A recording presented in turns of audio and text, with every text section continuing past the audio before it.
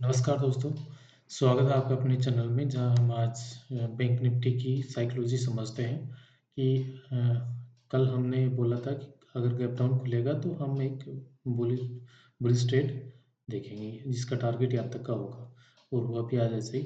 तो इसके पीछे की साइकोलॉजी हम समझते हैं। अगर पीछे की तरफ हम देखें तो इसके लिए मैं पहले डेली चार्ट पे लगाता हूँ इसको। बैंक निफ्टी को अगर देखें तो पिछले डे के जो लो है उसको ब्रेक नहीं कर रहा और ऊपर ही उसकी क्लोजिंग दे रहा है। तो यहाँ पे भी इसने ऐसे ही किया था और मैंने 15 तारीख का जो वीडियो था उसके अंदर बोला भी था कि ये अपने 22 EMA के आसपास में है, पास में है, तो यहाँ से ये रेजिस्टेंस फेस कर सकता है। अभी यहाँ पे पोज ले सकता है, अभी इसने पोज भी लिया और अगर अब पोज इसने ले लिया 2 दिन हो गया। अगर अब इसके बाद में इस लेवल को निकालता है जो कि 52,050 की लेवल है, अगर इसको निकालता है तो हमें एक अच्छी मूवमेंट इसमें देखने को मिल सकती है। और अगर इस लेवल को नीचे की तरफ निकालेगा तो इसमें बेयरिश ट्रेड होगा लेकिन रिस्की ट्रेड होगा। और लेकिन अगर बेयरिश ट्रेड लेना है तो हम इस लेवल के नीचे देखेंगे जो कि है 50,000, 50,150 के आसपास में लगा लो। 50,100 से 50 ये लेवल तक है। मतलब ये अगर देखूँ तो मैं ये लेवल है डेली चार्ट पे, तो इस लेवल तक का हम टारगेट देखेंगे। मतलब ज़्यादा तेज़ी से डाउनफॉल नहीं होगा लेकिन इसके अंदर भी नीचे की तरफ सपोर्ट्स। अगर हम देखें इसको 15 मिनट के चार्ट पे तो मैं इस वजह से ये मैं आपको बता रहा था कल कि अगर गैप डाउन खुलेगा तो ऊपर की तरफ ही हम ट्रेड देखेंगे, क्योंकि अगर देखें तो पिछले ये एक बुलिश ट्रेंड में था ये यहाँ पे गया ऊपर, अच्छी खासी इसने क्लोजिंग दी, यहाँ पे एक दिन पहुँच लिया और यहाँ पे इसके डे हाई पे इसने क्लोजिंग दी थी।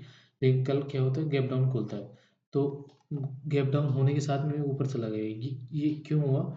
क्योंकि जो बायर्स थे उनके लिए सपोर्ट था। सपोर्ट के यहाँ पे कि अगर बुलिश ट्रेड में है और अगर गैप डाउन हो रहा है तो उसके अंदर एक बार बायर्स कोशिश करते हैं कि सपोर्ट के ऊपर बाई करते हैं और उसको उस लेवल तक, जो लास्ट डे का जो हाई था वहाँ तक उसको ले जाने की कोशिश करते हैं।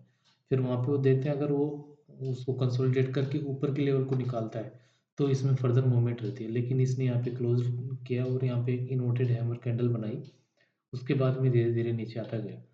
अब इसके अंदर जो हमारा व्यू है ना, इसके अंदर न्यूट्रल हो चुका है। कल तक हमारा व्यू था इसके अंदर पॉजिटिव था कि ये यहाँ पे कंसोलिडेट करके ऊपर की तरफ निकाले। लेकिन बैंक निफ्टी में क्या किया आज कि ये ऊपर की तरफ तो गया लेकिन ये वापस से नीचे अपने डे लो के आसपास में इसने क्लोजिंग दी है। अगर ये क्लोजिंग यहीं पे देता आसपास में 52,000 के आसपास में, 52,050 या इसके नीचे ऐसे, तब हम इसके अंदर बुलिश व्यू रख सकते थे। लेकिन अभी हमारे इसके अंदर न्यूट्रल है।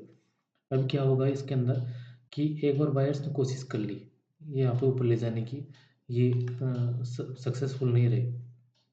अब क्या हुआ कि अब अगर ये यहीं पे ओपन हो गया और अगर ये नीचे की तरफ निकालेगा तो, क्योंकि 2 दिन हो गया, ये लगभग 3 दिन लगा लो, यहाँ पे भी इसके अंदर रेंज बनाई थी, इसने सपोर्ट लिया था। तो अगर अब ये इस रेंज को निकालेगा तो ये नीचे की तरफ हमें एक डाउनफॉल देगा, जो कि लगभग 51,540, 30-40 के आसपास में ये रेंज हो, एक मूवमेंट हो सकती है यहाँ तक की। नेक्स्ट अगर वो यहीं पे कंसोलिडेट करके या फिर थोड़ा सा रिट्रेस लेके नीचे की तरफ आता है तो फिर ये 51, 200 यहाँ तक की इसमें मूवमेंट हमें देखने को मिल सकती है, जो कि ये लेवल है। फिर बाद में क्योंकि एक देखें तो निफ्टी भी इसको कहीं पे सपोर्ट नहीं कर रहा। बैंक निफ्टी अपने आप को होल्ड कर रहा है लेकिन निफ्टी जो है वो नीचे की तरफ ही है। अगर निफ्टी का चार्ट देखें हम तो ये है निफ्टी का चार्ट। ये गैप यहाँ पे कल गैप अप ओपन होता है और नीचे की तरफ आ गया तुरंत। यहाँ पे आज ये गैप डाउन ओपन आता है ऊपर की तरफ ज़्यादा, लेकिन यहाँ पे भी ये सपोर्ट नहीं किया और ये रेजिस्टेंस फेस करके वापस से नीचे की तरफ आ गया। फिर से एक बार बायर्स ने कोशिश की यहाँ पे सपोर्ट लेके ऊपर ले जाने की, लेकिन फिर से ये डे लो के आसपास में क्लोज किया। तो निफ्टी जो है बैंक निफ्टी को सपोर्ट नहीं कर रहा और सिर्फ एक एचडीएफसी बैंक ही जो था निफ्टी को और बैंक निफ्टी को संभालेगा था।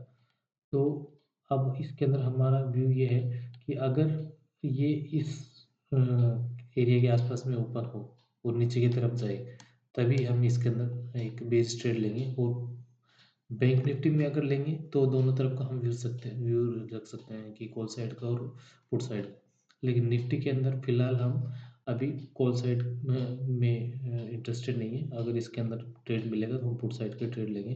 कॉल साइड में इसमें अवॉइड करेंगे, चाहे मूवमेंट कितनी भी हो। अगर 25,220 के आसपास में यहाँ पे कंसोलिडेट करके ऊपर की तरफ निकालता है, तभी इसके अंदर हम एक ट्रेड लेंगे, अदरवाइज हम इसमें अवॉइड करेंगे। तो ये इसके पीछे की साइकोलॉजी थी, क्योंकि ये आपको बताना ज़रूरी था कि यहाँ पे जो बैंक निफ्टी में इतना गैप डाउन होके तुरंत से ये हो गया, तो नेक्स्ट टाइम पे अगर ऐसा होता है तो चार्ट लगाना 1 मिनट का चार्ट लगा के इसके अंदर अगर पहले मिनट के अंदर देखें कि 1 मिनट में क्या कर रही है, तो खैर बड़ी कैंडल बन गई। अगर 1-2 कैंडल के अंदर ये नीचे की तरफ ब्रेक नहीं कर रहा, तो हम क्या करते हैं कि जो पिछले की जो कैंडल है उसका लो लगा के हम बाई करते हैं, और यहाँ तक का हम मूवमेंट एक स्कैल्पिंग ट्रेडिंग कर सकते हैं।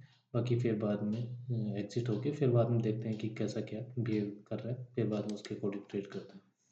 तो आई होप कि आपको ये समझ में आया होगा कि कल की हमारी साइकोलॉजी क्या थी, कि हमने ये बताया था कि यहाँ पे अगर गैप डाउन ओपन होता है तो हम ऊपर की तरफ का रिव्यू रखेंगे। आज के लिए इतना ही। Thank you.